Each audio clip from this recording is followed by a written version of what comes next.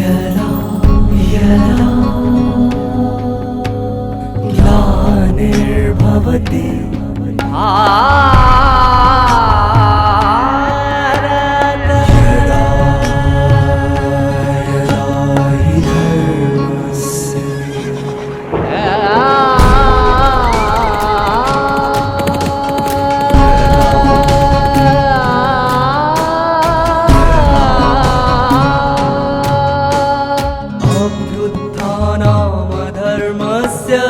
तदात्मानां सृजाम्यहं परित्राणाय साधूनां विनाशाय च दुष्कृतां विनाशाय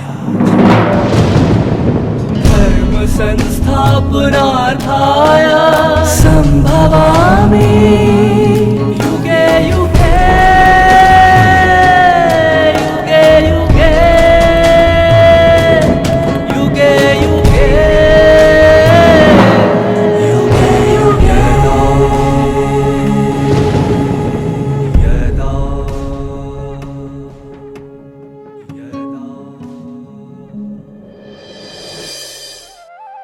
परमात्मा सभी मनुष्यात्माओं के अतीत, वर्तमान एवं भविष्य से परिचित हैं। परमात्मा गीता ज्ञान द्वारा स्पष्ट करते हैं कि शरीर छोड़ते समय मनुष्यात्मा द्वारा की गई अंतिम स्मृति ही उसके भविष्य गति अर्थात जन्म को निर्धारित करती है। यदि आत्मा परमात्मा की स्मृति में स्थित होकर देह त्याग करती है तो वह परमात्मा के ही पास पहुंचकर उन्हें प्राप्त कर लेती है, जिससे उसकी सद्गति हो जाती है। ओम शांति।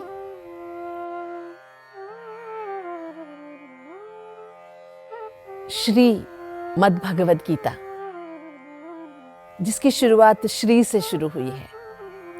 वैसे तो दुनिया में श्री श्री कहलाने के लायक तो स्वयं भगवान ही है, जो परम श्रेष्ठ है। श्री श्री भगवान द्वारा सुनाई गई श्री मद् भगवद गीता। श्री के साथ मत जोड़ा गया है, मति को बढ़ाने के लिए, मनुष्यात्मा की मति को सन्मति बनाने के लिए। जो मनुष्यात्मा की मतिहीन हो गया है, जो मनुष्यात्मा मति भ्रम में फंस गया है, जो मनुष्यात्मा की मति विभ्रमित हो गई है, चंचल हो गया है, ऐसे मनुष्यात्मा के मति को सन्मति के रूप में बदलने के लिए स्वयं भगवान ने श्री मत दिया। श्री श्रेष्ठ बनाने के लिए दिया गया मार्गदर्शन, या श्रेष्ठातिश्रेष्ठ भगवान द्वारा दिया गया मार्गदर्शन। इतने उच्च कोटि का मार्गदर्शन है, बहुत सीधे साधे शब्दों में है, लेकिन मनुष्यात्मा के जीवन काल में शरीर लेके जब मनुष्यात्मा इस धरती पर जी रहा है, उस अवसर में मनुष्यात्मा की स्मृति, स्थिति, गति क्या होनी चाहिए, उसके बारे में बहुत सुंदर मार्गदर्शन है श्रीमद् भगवद गीता में। तो भगवान ने अर्जुन के 7-8 दुविधाओं का या प्रश्नों का जवाब तो दिया, लेकिन जो रह गया अंतिम सवाल था, प्रयाण काल में अंतिम अवसर कैसा होना चाहिए, तुम्हारी ही याद आए उसके लिए क्या करना चाहिए। तो चलिए भगवान अभी ये सुनाते हैं। अंतकाले च मामेव स्मरन् मुक्त्वा कलेवरम यह प्रयाति स मद्भावम याति नास्त्य अत्र संशयः। भगवान ने बहुत अच्छी तरह से अंतकाले च मामेव स्मरन् मुक्त्वा कलेवरम, मनुष्य आत्मा जब इस शरीर को त्याग देता है तो इस शरीर को कलेवर कहते हैं, जिसको हम शव कहते हैं, मुर्दा कहते हैं भाषा में, लेकिन इसको कलेवर कहते हैं।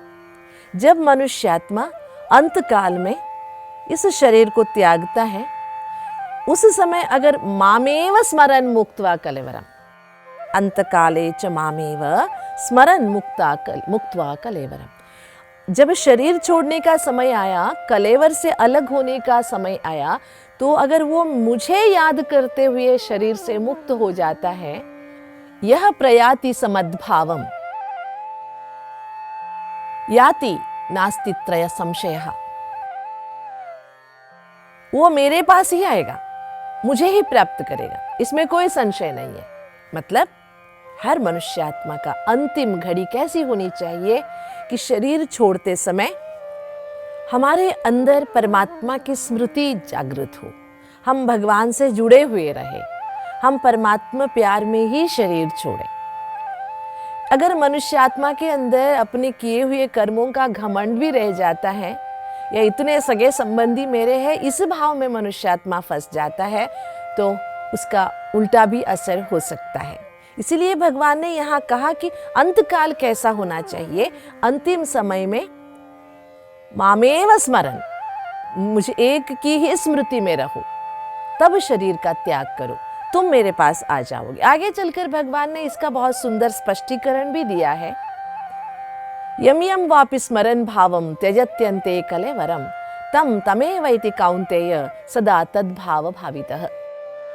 अभी समझो किसी का प्रश्न है, अगर तुमको मैंने याद नहीं किया, माना भगवान की याद हमें आई नहीं, हमने दूसरे किसी को याद किया, चीज़ों को याद किया, वस्तुओं को याद किया, व्यक्तियों को याद किया, हम अंत में शरीर छोड़ते समय यम यम वापि स्मरण भावम, जिस भाव में रहते हैं, कौन सी भावनाएं स्मृति में रहती है, उसी भावना के अनुकूल उसी के पास हम चले जाते हैं। कहते हैं पुनरपि जननम पुनरपि मरणम, कहते हैं ना, लेकिन ये जनन मरण कैसे बनता है? मनुष्य आत्मा शरीर छोड़ते समय जो याद करता है, उसी के अनुसार वो उसी भाव को पा लेता है। अगर देखिए, मनुष्य आत्मा ने जन्म में बहुत सारे कर्म तो किए होंगे, लेकिन अगर वो सारे कर्म परमात्मा के चरण में अर्पित करते हुए परमात्मा की स्मृति में शरीर छोड़ेंगे, तो हम परमात्मा के पास जाएंगे। एक बहुत सुंदर सी कथा है। आसपास के दो राजाएं एक दिन एक ही समय पर बाहर निकले। ऐसे जगह पर दोनों मिले जहां बहुत छोटा सा पुल था, आमने सामने हो गए दोनों, चौड़ाई में बहुत कम था। उस रास्ते से, माना उस पुल में से एक ही रथ आगे निकल सकता था, लेकिन ये दोनों राजाएं आमने सामने आ गए थे। दोनों बहुत प्रतिष्ठित थे, तू पीछे चल, तू पीछे चल। लेकिन बाद में दोनों सारथियों ने एक निष्कर्ष पे पहुंचकर एक तय किया कि हम दोनों अपने अपने राजाओं की महानता का बखान करेंगे, जो राजाओं ने किया है। जिसकी ज्यादा महानता होगी, जिसके ज्यादा सत्कर्म होंगे, वो आगे चलेगा, और जिसका कम सत्कर्म होंगे वो पीछे चला जाएगा। ठीक है, दोनों ने शुरू किया। ठीक है, एक ने शुरू किया पहले अपने राजा की महिमा का बखान कि हमारे राजा इतने श्रेष्ठ है, रोज 100 भूखों को खाना खिलाए बिना ये भोजन नहीं करता है, और रोज राज्य में कौन कौन है जिनके पास रहने के लिए छत नहीं है, ऐसे लोगों को रोज कई सारे घर बनवा के देता है। जिनके लिए कपड़े नहीं है, उनको हजारों को कपड़े देता है। इन्होंने इतना वृद्धाश्रम खोला है, इन्होंने इतना धर्मशालाएं खोल रखी है, इतने गरीबों को पाल रहे हैं, इतने स्कूल कॉलेजेस बनाए रखे हैं। ऐसे अपने राजाओं का बखान किया इसने, पहले वाले सारथी ने। दूसरे राजा के जो रथवान था सारथी, उसके आंखें नम हो गई और उसने अपने रथ को मोड़ने का निश्चय किया और नीचे उतर गया ताकि रथ को मैं मोड़ सकूं। तभी सामने वाले राजा ने बोला, ये क्या बात है, मेरी सारथी ने तो मेरी सारी महिमाएं तेरे को सुना दी, क्या तेरे राजा के पास एक भी ऐसा सत्कार्य का नहीं है क्या अनुभव? तुम क्यों पीछे मुड़ के जा रहे हो? तो भरी आंखों से दूसरे राजा के सारथी ने कहा, हमारे राज्य में तो अगर मुझे भी राजा ने पूछा कि मैं दान दूं तो मुझे जरूरत ही नहीं है। हमारे राज्य में किसी को दान लेने की जरूरत नहीं है, क्योंकि हमारे राज्य में कोई भूखा नहीं है, कोई नंगा नहीं है, कोई भी बेरोजगार नहीं है, कोई भी किसी के सामने हाथ फैलाने के लिए समस्या ही नहीं रखता है, कोई भी गरीब नहीं है हमारे राज्य में। इतनी सुंदर हमारी राजा ने हमारे राज्य को बना के रखा है। इसलिए मैं क्या बखान करूं उसका, क्योंकि वो न दान करता है, लेने वाले कोई है नहीं। हमारे राजा का विश्वास है, जो ऐसे टुकड़ों पे पलने की आशा रखता है, ऐसे प्रजा हमारे राज्य में कोई ना रहे, किसी को हाथ फैलाने की जरूरत ना पड़े, ऐसे हमारी राजा की सोच है। ये बात सुनते हुए सामने वाले के आंखों में तो पानी आ गई और चुपचाप उसने अपना रथ मोड़ लिया। ऐसी एक कहानी है जो आज की दुनिया के लिए बहुत ज़रूरी भी है, और भगवान जो समझा रहे उसके लिए भी, हमें समझने के लिए।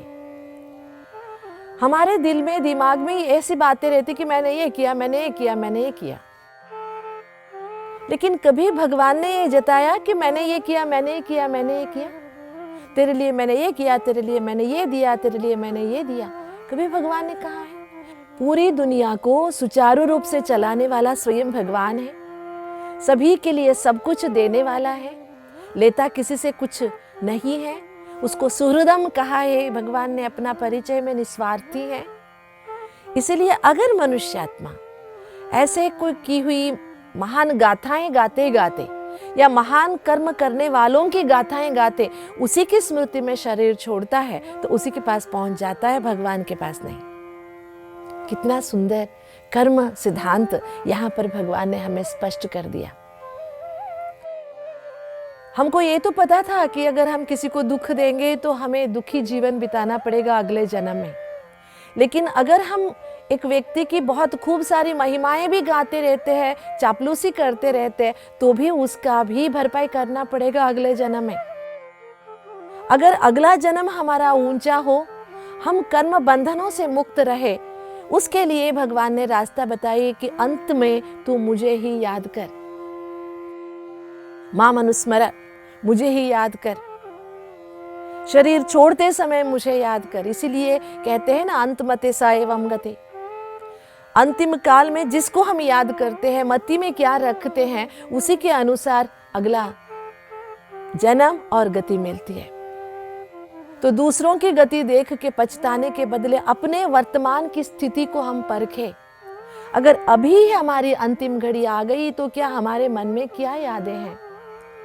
विधाता की याद है, या अपने ही अहंकार में हम डूबे हुए हैं, या किसी व्यक्ति विशेषता के प्रभाव में आके उनके गुलाम बन गए हैं, भगवान के हाथ छोड़ दिए हैं, या हम उस व्यक्ति को भगवान से भी बढ़कर मानते हैं। अगर हमारा देहाभिमान बहुत जागृत है तो हम भगवान से बढ़कर व्यक्ति को मानने लगते हैं, तो हम पराशक्ति परमात्मा से बहुत दूर चले जाते हैं। इसलिए भगवान ने ये बहुत सुंदर रहस्यमय बातें हमें समझा दी कि यम यम वापि स्मरण भावम त्यजत्यन्ते कलेवरम तम तमे वैति कौन्तेय सदा तद्भाव भावितः। ऐसा ही भावना तेरे को मिलेगा जिस भाव से तुम शरीर छोड़ता है, ऐसे भाव वालों के पास ही जन्म होगा, ऐसे भाव का ही शरीर मिलेगा, ऐसे अनुसार ही हमारे जन्म के कर्म होंगे। हमारा अगला सुधारने के लिए पहला कदम अभी से उठाना होगा। अभी से ये आदत बनानी होगी कि हमें हर घड़ी परमात्मा की स्मृति रहे। उसके लिए देखिए हम कितने जुगाड़ करते हैं दुनिया में छोटी छोटी चीज़ के लिए। क्या हम इसके लिए कोई जुगाड़ नहीं कर सकते ताकि हम भगवान को कभी ना भूलें? भगवान सदैव हमारा साथी ही बने रहे। हाँ, जुगाड़ नहीं तो एटलीस्ट पहले हमने सुना था दृढ़ वृथा तो बने हम। अंदर से इच्छा शक्ति को तो हम स्थिर बनाए कि नहीं, हर मिनट में मुझे परमात्मा को धन्यवाद बोलना है। ऐसे अगर धन्यवाद बोलने की भी आदत डाल लेंगे, समझो वही हमारी अंतिम घड़ी होगी, तो भी हम भगवान को धन्यवाद बोलते हुए शरीर छोड़ेंगे। इसका मतलब क्या है? What is the psychology behind it? इसका क्या साइकोलॉजी है? दुनिया में जन्म पुनर्जन्म ऋणानुबंध रूपेण पशुपत्नी सुतालया हमने सुना है। पिछले कर्मों को चुकाने के लिए, ऋणानुबंध के लिए, किसी की शत्रुता निभाने के लिए, किसी से हमने अगर कुछ लिया है कर्ज, वो चुकाने के लिए हम पुनर्जन्म लेते हैं, जिसके कारण जन्मते ही बंधन में बंध जाते हैं, मोह पाश में बंध जाते हैं। इसलिए मनुष्य का मन चाहता है कि मुझे मोक्ष मिल जाए, ये कर्म धर्म कुछ नहीं चाहिए। लेकिन भगवान ने परमानेंट मोक्ष की तो बात की नहीं है। भगवान ने की है, पिछले श्लोक में भी हमने सुना है, अगर जरा मरण मोक्षाय, बुढ़ापा और मरण से मुक्ति पाना है, अर्थात मृत्यु भय ना हो और बूढ़े होने का भी भय ना हो। आपने देखा है देवी देवताओं को, देवी देवताओं के बाल सदैव काले ही दिखाते हैं। कोई भी देवता ऐसे नहीं जिसके बाल सफेद दिखाया हो, एक्सेप्ट ब्रह्मा। ब्रह्मा जी को सफेद बालों वाला दिखाते हैं, और सारे देवी देवताएं सदैव युवा रूप में दिखाते हैं। शरीर बूढ़ा नहीं होगा ये मतलब नहीं है, लेकिन शरीर बूढ़ा होते हुए भी उसका असर मनुष्य जीवन पर नहीं पड़ेगा, ये मतलब है। तो अब करें क्या? ये साइकोलॉजी है। अगर अंतिम समय में परमात्मा की ही याद में शरीर छोड़ना है, अभी से आदत डालनी पड़ेगी। अगर अभी से आदत डालने का हमने दृढ़ संकल्प किया तो हमारा हर कर्म सुकर्म होगा, क्योंकि भगवान की याद में कभी विकर्म हो ही नहीं सकता, न हम विकर्म के प्रभाव में आ सकते हैं। इससे क्या होगा? मनुष्यात्मा के अंदर की पाप घटते जाएंगे। जैसे जैसे मनुष्यात्मा के अंदर की पाप घटते जाएंगे, उतना हम परमात्मा के नज़दीक पहुंचते जाएंगे और परमात्मा को ही अपना आश्रय मानते चलेंगे। तब हमारे जिंदगी में आनंद खुशी भरपूर होगी। देखिए, अगर हम आगे का सोचेंगे तो अब भी सुधर जाएगा, अंत का सोचेंगे तो मध्य भी सुधर जाएगा। बीते हुए कल को हम नहीं बदल सकते, लेकिन आने वाले कल को हम सुधर सकते हैं वर्तमान पे ध्यान देते हुए। इसी बात को स्पष्ट करने के लिए आपको नहीं लगता भगवान बहुत बड़ा साइकोलॉजिस्ट बन गया है? ये नहीं कह रहा है कि तुम मुझे याद नहीं करते हो, ये नहीं कह रहा है कि तुम विकर्म कर रहे हो, ये नहीं कह रहा है कि अंतकाल में किसी की स्मृति ना करो, लेकिन इनडायरेक्टली क्या कह रहा है? अगर तुम मुझे याद करते हुए शरीर त्यागोगे तो मेरे पास आ जाओगे, मेरे समान बन जाओगे। तो उसे याद करने के लिए अभी हमें प्रैक्टिस करनी पड़ेगी। तो प्रैक्टिस करते हुए हमारा आज भी बहुत खूबसूरत हो जाएगी। अगर आज खूबसूरत है तो कल तो डेफिनेटली होनी है। इसलिए भगवान ने कहा है, वेदाहम समतीतानि वर्तमानानि च अर्जुन भविष्याणि च भूतानि माम तु वेद न कश्चन। मैं जानता हूँ भूतकाल वर्तमान और भविष्य को, इसीलिए ये ज्ञान दे रहा हूँ, मेरे बारे में कोई नहीं जानता है। ऐसे परमात्मा को अगर जानना चाहते हैं हम, अधियज्ञ के बारे में जानना चाहते हैं हम उससे मन से जुड़े, उसी की भावनाएं हमारे मन में भरे, उसी के बारे में श्रद्धा जागृत हो। ऐसी बातों को भगवान हमें स्पष्टता से सुना रहे हैं। कितने सरल शब्दों में अंतकाल हमारा कैसा होना चाहिए, इसका स्पष्टीकरण हमें मिला है। आपको पता है, अगर मनुष्यात्मा का जीवन काल सुखद रहा तो अंतकाल सुखद होगा, ऐसे हम कह नहीं सकते। अगर मनुष्य का जीवित काल में परमात्मा साथी रहेगा तो अंतकाल श्रेष्ठ होना सुनिश्चित है। दुनिया में ऐसे बहुत सारे लोग हैं जो कहते हैं हमें अगले जन्म के बारे में सोचना ही नहीं है, हम ये कर्म फल पुनर्जन्म को मानते नहीं है। लेकिन हर मनुष्य दूरदर्शी तो होता ही है। दूरदर्शिता से वो क्या करता है, आजकल की दुनिया में आप जानते हैं, बच्चे के जन्म होते ही उसके नाम पर इंश्योरेंस कर रखते हैं। ये क्या है? अगर हम कल को नहीं मानते हैं, पुनर्जन्म को नहीं मानते हैं, तो हम कल की तैयारी क्यों कर रहे हैं? अगर हम आज को सुधारते हैं तो कल अपने आप सुधर जाएगा। हमें कल के बारे में सोचना नहीं है, लेकिन केवल आज के बारे में सोचना है। और अगर आज हम प्रैक्टिस करें, देखिए प्रैक्टिस किस बात का करें, यहाँ तो भगवान ने कह दिया मेरे को याद करते हुए शरीर छोड़ोगे तो मेरे पास आ जाओगे। परमात्मा के पास ऐसी क्या चीज़ है जो मनुष्य जाना चाहता है? देखिए, जब हम परमात्मा की याद में रहते हैं, आपको पता है कई बार हमने गीता के एपिसोड्स में ही सुना है कि मनुष्य की जो ब्रेन है इसमें कुछ वेव्स चलते हैं जिसको हम ब्रेन वेव्स कहते हैं। उसमें हम beta, alpha, theta, sigma, delta ऐसे ब्रेन वेव्स को हम मेजर करते हैं जिसको ईईजी कहते हैं। अगर मनुष्य आत्मा कर्म करते हुए एटलीस्ट अल्फा वेव्स में रहे तो उससे कुकर्म नहीं होगा। दुख लेंगे नहीं तो दुख देंगे भी नहीं। जीवन में दुख नहीं है, खुशहाली है, तो जीवन अच्छा रहेगा तो अंत अच्छा ही होगा, अगला जन्म भी अच्छा होगा। आप भले अगले जन्म को मानते नहीं है, लेकिन इतने करोड़ों आत्माएं इस दुनिया में हैं, इसका एक प्रूफ है कि हर आत्मा यहाँ ही पुनर्जन्म ले रही है। लेकिन पुनर्जन्म कैसे लेगी? अपने कर्मों अनुसार लेगी। कर्म क्या है? हम जो जिस भाव से हम एक्ट करते हैं, चलते हैं, फिरते हैं, बोलते हैं, उसी के आधार से। तो परमात्मा की अद्भुत साइकोलॉजी है कि मनुष्यात्मा को अगर अपना श्रेष्ठ कर्म करना है तो मनुष्यात्मा किसके याद में करे तो कर्म श्रेष्ठ होगा? या तो सामने वाले को आत्मस्वरूप में देख कर करे, क्योंकि भगवान ने यहाँ पर अध्यात्म का अर्थ तो बता दिया कि जीव में आए हुए 5 तत्वों के भूतों में प्रवेश किए हुए आत्मा के बारे में जानना। तो हर एक जीवात्मा में एक आत्मा तो मौजूद है। जब आत्म स्वरूप में देखेंगे तो ऑटोमेटिकली मनुष्य आत्माएं, वैरत्व है, शत्रुता की भावनाएं हैं, सीमा की बातें आती है, एक दूसरे से वर्णभेद की बातें हैं, भाषा भेद की बातें हैं, ये सब अपने आप हट जाएगी। कितना सुंदर और स्पिरिचुअल सॉल्यूशन है भगवान की। ये अभ्यास अभी से शुरू करो, क्योंकि अंत में करने के लिए प्रैक्टिस जरूर चाहिए। इसलिए भगवान ने अर्जुन के ये 8 प्रश्न के 8वें प्रश्न का उत्तर बहुत लंबा दिया है। ये पहले पड़ाव में हमने ये समझ लिया, तो आज से अब अभ्यास करेंगे। कुछ भी हो जाए जीवन में, हर घड़ी भगवान का धन्यवाद करते रहेंगे।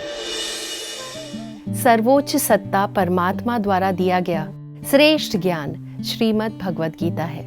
यही ज्ञान भंडार हम मनुष्य आत्माओं के प्रति परमात्मा के श्रेष्ठ मार्गदर्शन का दिव्य स्वरूप है। गीता ज्ञान के अनुसार जब आत्मा शरीर को त्याग देती है तो उस शरीर को कलेवर कहा जाता है। आत्मा की अंतिम क्षणों की मति ही उसके भविष्य की गति निर्धारण करती है। अंत समय में आत्मा जिस भी वस्तु, व्यक्ति को याद करती है, कर्म सिद्धांत के अनुसार अगले जन्म में वह उसी को पा लेती है। परमात्मा यह श्रेष्ठ मत देते हैं कि जो मनुष्य आत्मा शरीर से मुक्ति के निर्णायक क्षणों में परमात्म स्मृति में स्थित रहती है, वह परमात्मा के पास पहुंच जाती है, अर्थात उत्तम गति को प्राप्त करती है। इसलिए उत्तम गति, परमात्म प्राप्ति एवं कर्म बंधनों से मुक्ति का सहज उपाय है अंतिम घड़ियों में परमात्म स्मृति। यदि वर्तमान में हम प्रभु को याद करेंगे तो अंत समय में उनकी याद में स्थित होना सहज हो जाएगा। तो चलिए अपने वर्तमान को परमात्म स्मृति से सुखद बनाकर दृढ़ता पूर्वक उन्हें अपना सच्चा साथी बना ले और अपने अंतिम समय में उनकी प्राप्ति को सुनिश्चित कर ले। ओम शांति।